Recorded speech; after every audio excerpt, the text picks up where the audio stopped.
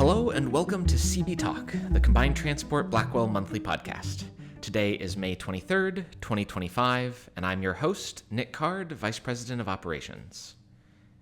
We've got a great program for you today. We'll be talking with Randy Spurlock, our flatbed trainer. Randy is approaching retirement and has some fun stories, including a couple interesting stories about my grandfather, so stay tuned for that one. But first, the news. Our drivers of the month this month, Kyle Slocum in Glasson Flatbed, Stephen Field in Blackwell, Wayne Powers in Heavy Haul, and our employee of the month this month is Amanda Parker. Thank you all for what you do and congratulations. Our safety topic of the month this month for May is heat stress and hydration. Remember, temperatures are getting hot out there, so make sure that you stay hydrated, you recognize the signs of heat stress, and you understand how to prevent dehydration and heat-related illness. Getting in and out of an air-conditioned truck is an easy way to trick your body into thinking that everything's fine when you're really dehydrated and you're really at risk for heat stroke, collapse, or other serious effects. So make sure you have that bottle of water or Gatorade with you, stay hydrated, and be safe. In the news this month, 39.4 million highway travelers expected for Memorial Day weekend.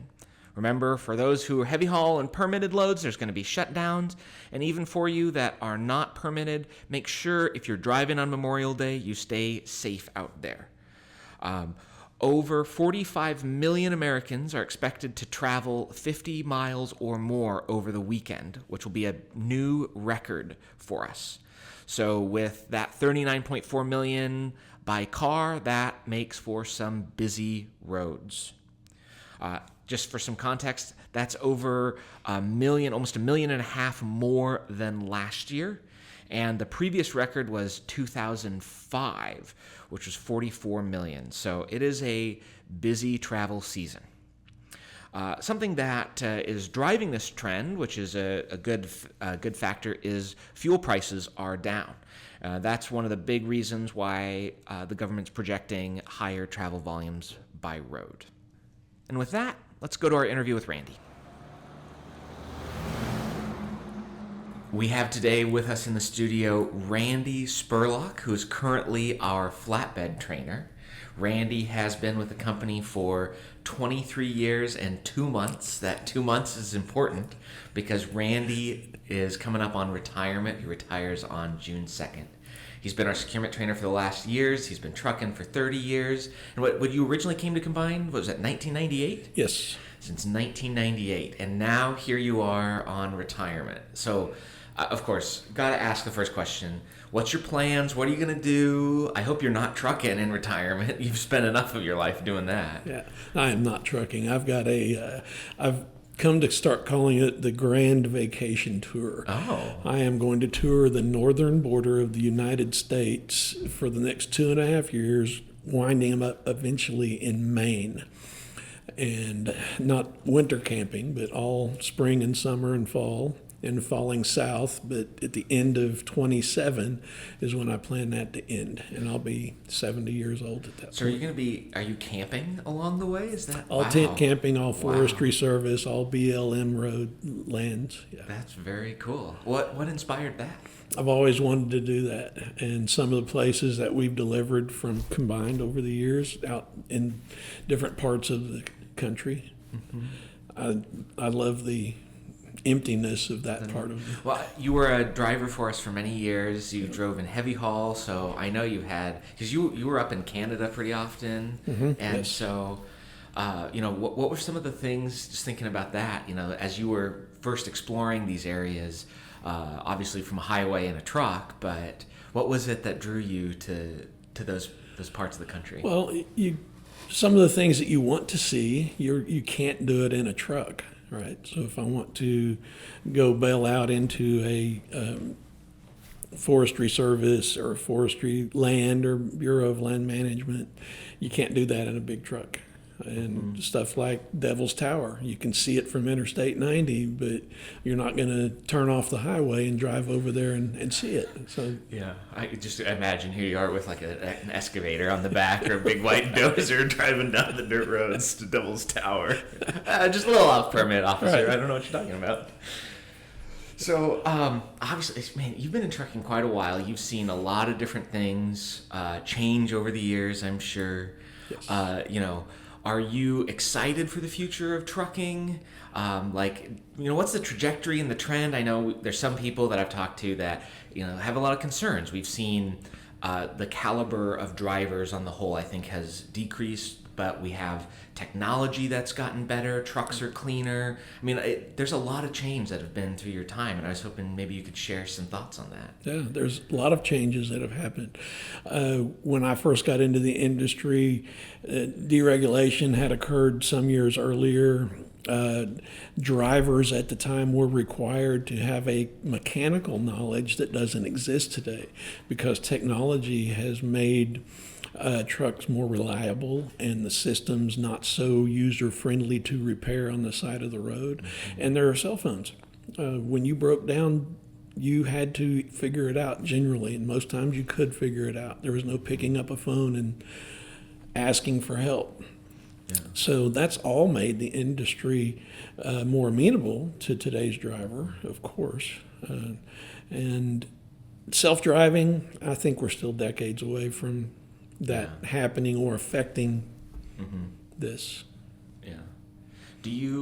Because, some drivers I've talked to, did you ever drive trucks with the automatic braking and some of those technologies? I can't remember exactly when you got out of the truck to become a trainer, because I feel it was right about that time. It was. So when I came back in 2017, Candy had me drive our very first automatic heavy haul, which was truck 3495. It was a Freightliner, and Detroit had built a proprietary transmission, the D12, and they had geared it towards heavy haul.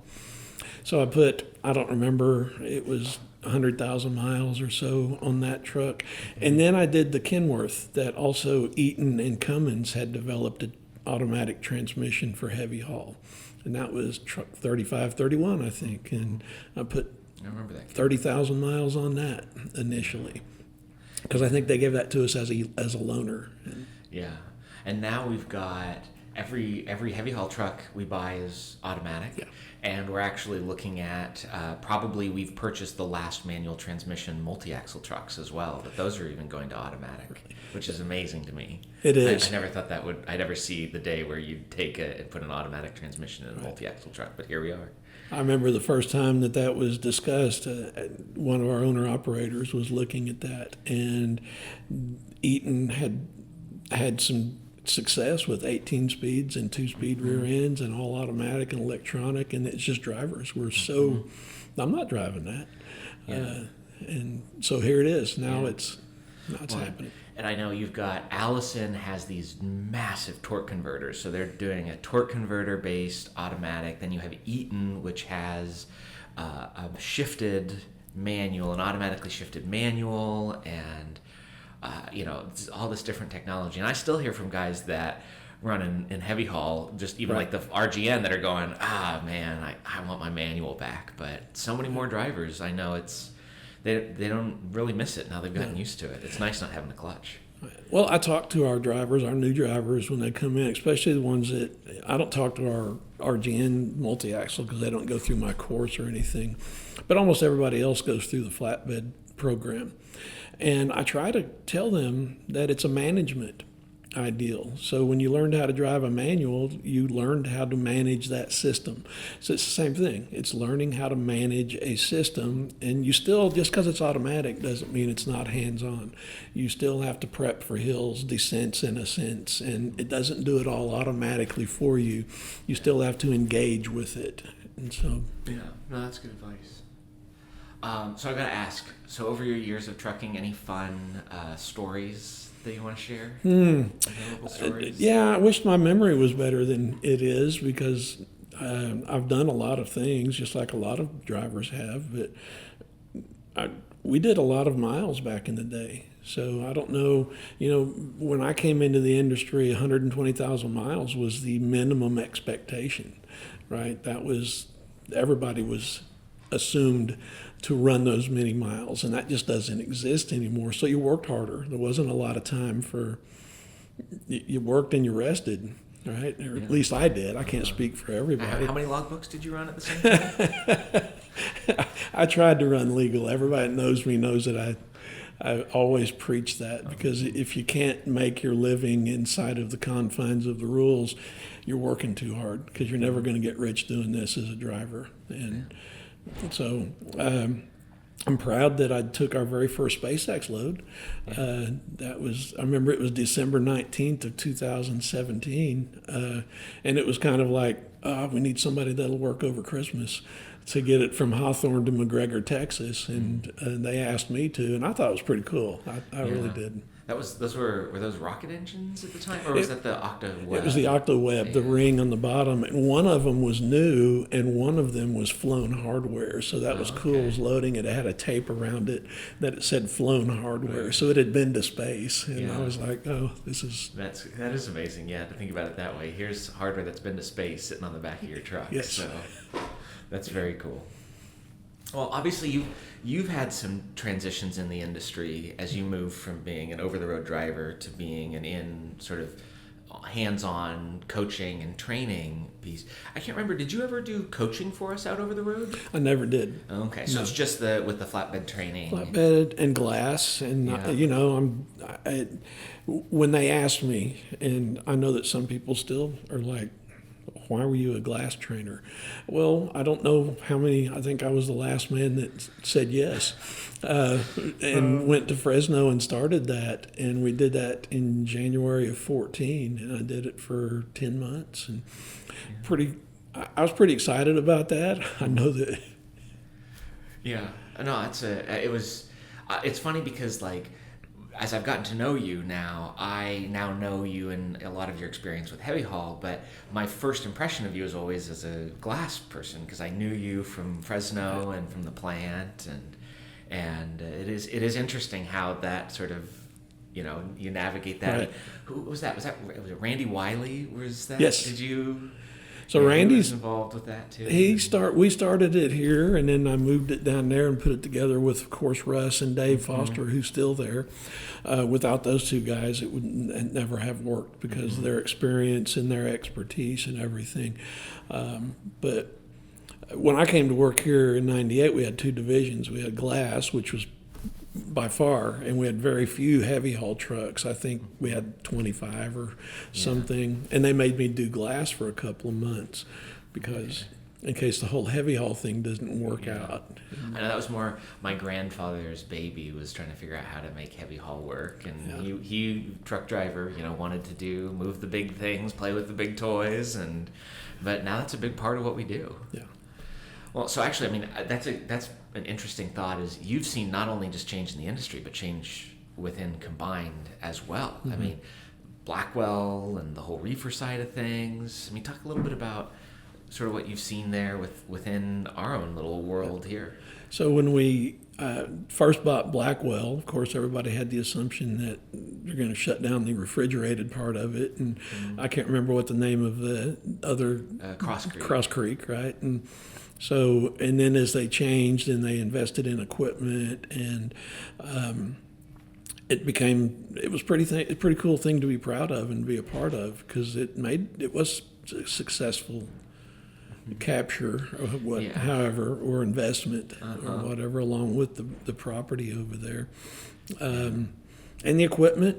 And the drivers have changed over the last 30 years. Gosh, do you remember the equipment when we first got Blackwell? I mean, those trucks, they had like 1 million miles on them. Those things were just terrible. Oh my gosh. They were bright yellow, or that pastel yellow color. Yes. That was Blackwell. Oh my gosh. I'm glad we got rid of that. I'm sure there's some old timers with Blackwell that would disagree with me, but I did not find them to be attractive trucks. They weren't. I agree with you there. So, let's see, a couple other thoughts, just if you let me pick your brain here, since you have a lot of knowledge, and it's a good excuse since you're retiring on us. I know, I'm sure you must have worked with my grandfather on a project or two. Yes. Do you have any fun stories about Dick Card? Well, I have one. So we were doing these cat dump beds, and so they were 25 and a half feet wide. So we moved them from Laredo, Texas to Round Mountain, Nevada. And we moved through Arizona at night, specifically through Tucson and Phoenix. And he was my front escort.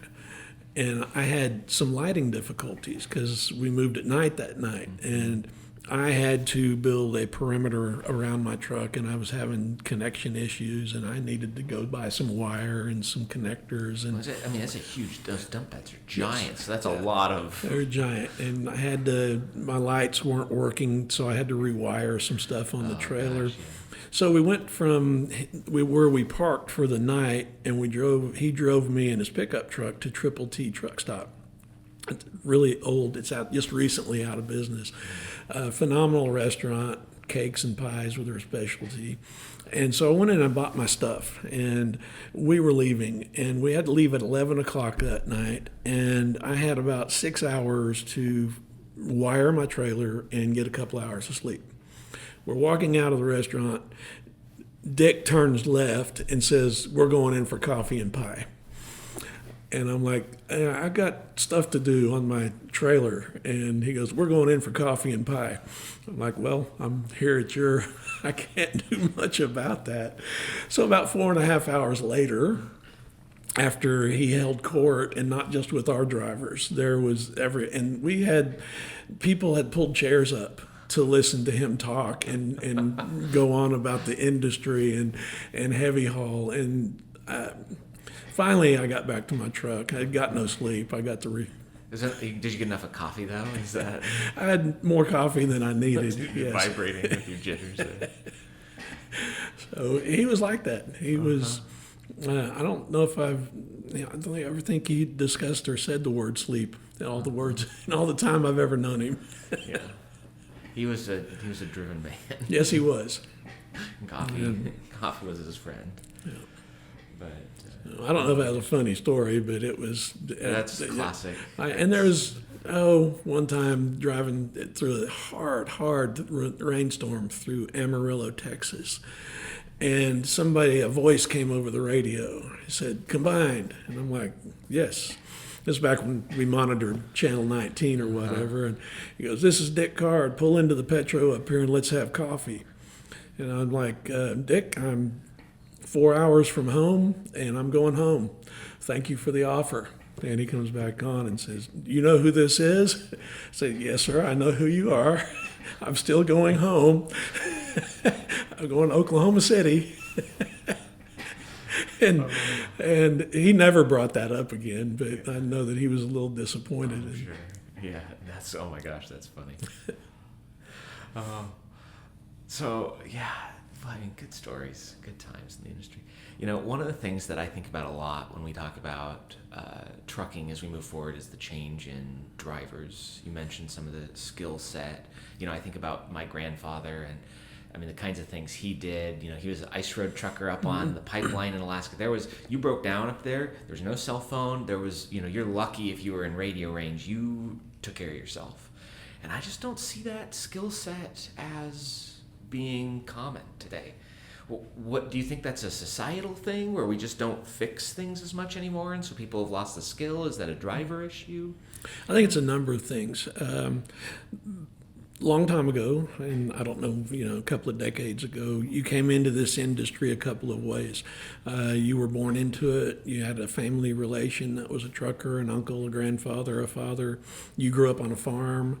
You grew up in that type of industry, and you just kind of, if that's what you wanted to do, that's what you drifted in to do, and then became a driver. Mm-hmm. That doesn't exist much anymore. Family farms are dwindling.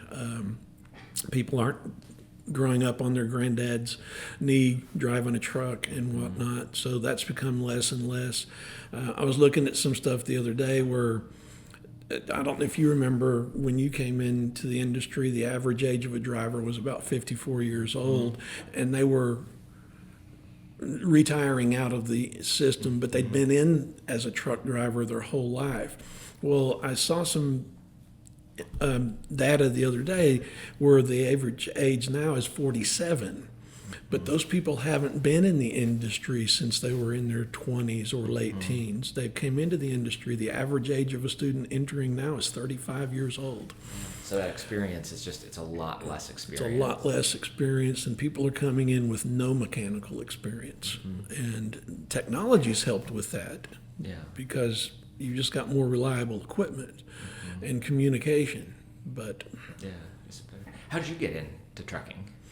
When I got out of the Army, I got into heavy equipment, and it just fascinated me, and I operated around for a couple of years, and then I got into transporting pieces of equipment, and I've only been in heavy haul. All of my driving career has pretty much all been heavy haul. Yeah.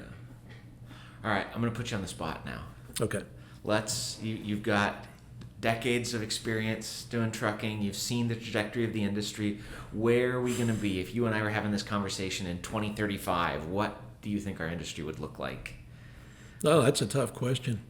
I don't know. People still have to have things delivered. People still have to have product.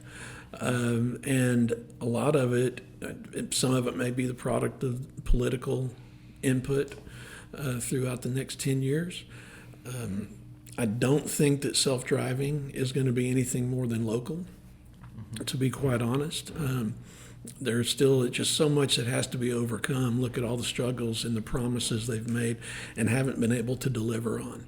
And I think we have two major cities in the country right now that have a day-to-day driverless system still being monitored by humans.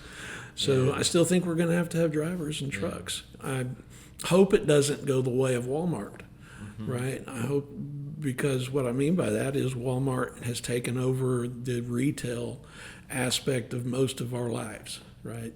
Everybody goes to Walmart or Costco or something like that. I'd hate to see the industry being driven to 5 or 6 big players. Well, I mean, that's what we see in LTL today. And so it's really only truckload where you have lots of small competition. Yes. So I agree with you. Yeah. I think in 10 years, something's going to have to be done with parking infrastructure because the population is not going to get smaller. And that's a huge issue. And the attractiveness of this industry itself, somehow we have to make this industry attractive to new drivers coming in, because it's just not an attractive industry on the face of it. And that's why we have new people coming in that are excited to be here, and then they leave quickly because they had different expectations. What do you think it's going to take to make trucking more interested? I mean, not just to younger people coming in, but, women are just systemically underrepresented in the trucking industry. And you ask, people, it's like, why don't you want to be a driver? And for women, women are significantly better represented in like local positions, but it's like, why do I want that lifestyle? And, it's hard to disagree with them. No, it's not. I went to the FMCSA. There's 13% women in commercial driving total. There's only 6.8% represented in Class A. That's that is a very small number, and that's a shame, because women make really good drivers. They really do. They're focused, and they're more safety conscious and directed. So I think wages, for one, and that's been the bugaboo forever. How do you pay a sustainable wage when your margins are so slim, right? So you can't just open up the bank accounts because you have to do that. So I think you have to make the job attractive in some way. What has the answer to that's $1 million question. How do you make this attractive to? Well, if you have any thoughts, I'm taking notes. Just say again? I said, if you have any thoughts, I'm taking notes. Well, I don't have any thoughts on that other than to, my opinion is we're our own worst enemies as drivers. And I'm talking from a driver's standpoint in this, is that we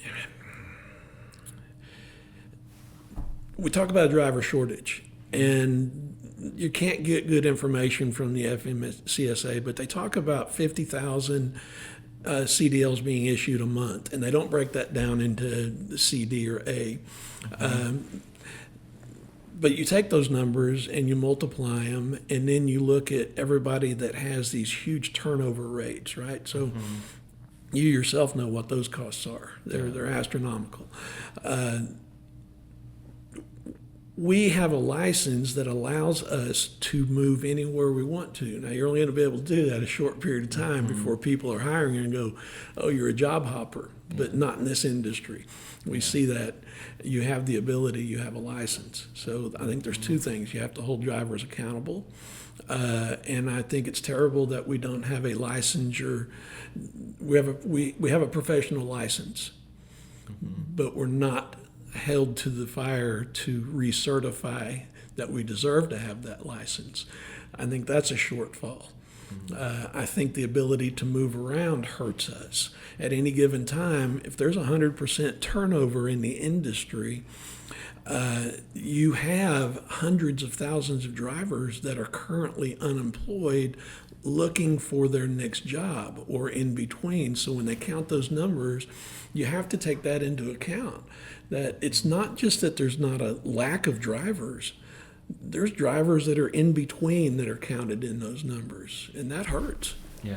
Well, I mean, think about, for us, at any given point in time, we've got people going through orientation, we have training, we've got glass, we've got flatbed. Yes. I mean, it's like, and so these are all CDL holders that aren't behind the wheel. Yes. And that's every company. And it is because we're migratory, we hurt ourselves, drivers do. I really think that if we focused on going someplace, because every company has positives, right? There aren't that many companies that are just, oh, I'd never go to work for them. Every company has positives. Every company offers good things, but you get angry, you get frustrated, you don't have communication, and then you're like, okay, put my 2 weeks notice in, I'm going on to the next best thing. Detrimental to everybody, and drivers included. The grass isn't always greener.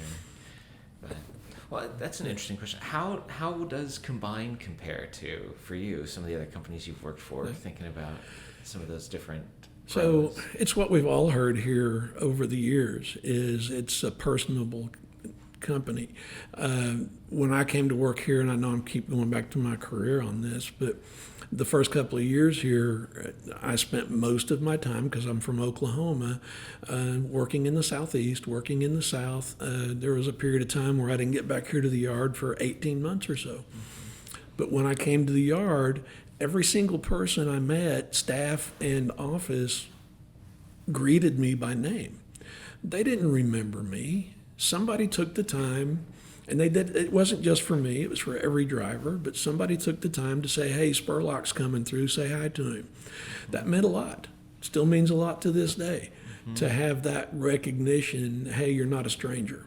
Yeah. Right? So that's part of what, and as this company has a lot of charm in that aspect. Yeah.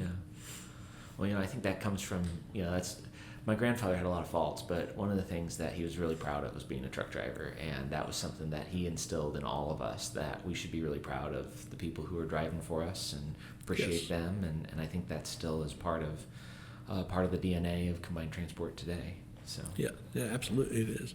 And it was fascinating to come here, and all of your uncles and and your aunt was working here and managing this company, and that's unusual, right? That's unusual that they were all educated in that and able to make it work.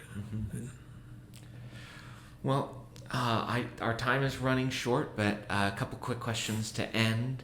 Do you think you're going to keep tabs on the trucking world as you get into retirement? Absolutely. Okay. Yes. You can't take the trucker. You can't take trucking out of the trucker or something like that. I don't know about that, but it's a fascinating industry, and it's been my whole career, the vast majority of my adult life. So it's not something I can just turn off. Yeah. It's an interest to me. So other than camping, which does sound like quite an adventure, what is the other hobbies for you that's going to keep you going? Are you a fisherman, golfer? I'm a very poor golfer. You can ask your dad. Are you going to become a better golfer in retirement? Probably not. I'll probably be whacking golf balls at bears. Oh, okay. and wolves and whatnot. Maybe, probably. I still, to this day, I'm a voracious reader. I'm voracious. I read everything that comes across, print, internet. I just like to gobble up information. What's your favorite book? Really? It has to be one that takes forever to read. Henry Melville, Moby Dick. Oh, okay. Yeah. Call me Melville, or whatever. Call me Ishmael. Call me Ishmael. That's right. That's what the opening is. Tells you how much I read there. But, Yeah. Well, Randy, wish you excellent luck in retirement. It's a shame to have you moving on. You'll always have a home here at Combine. But Well, thank you. Thank you for your service, and we appreciate having you. It's been a pleasure being here. Great. Thank you. Thanks. Thank you again, Randy, for the interview. Really interesting stories. Appreciate you taking the time to sit down with us. Good luck in your retirement, man. Our next episode will be out on June 20th. Our guest will be Rosa Learn, head of permits. Please send us your questions via Facebook or email them to us at cbtalk@combinedtransport.com. We appreciate your participation. It's your engagement that makes this podcast work. Thank you for your time. Thank you for listening, and thank you for being a part of the Combined Transport team.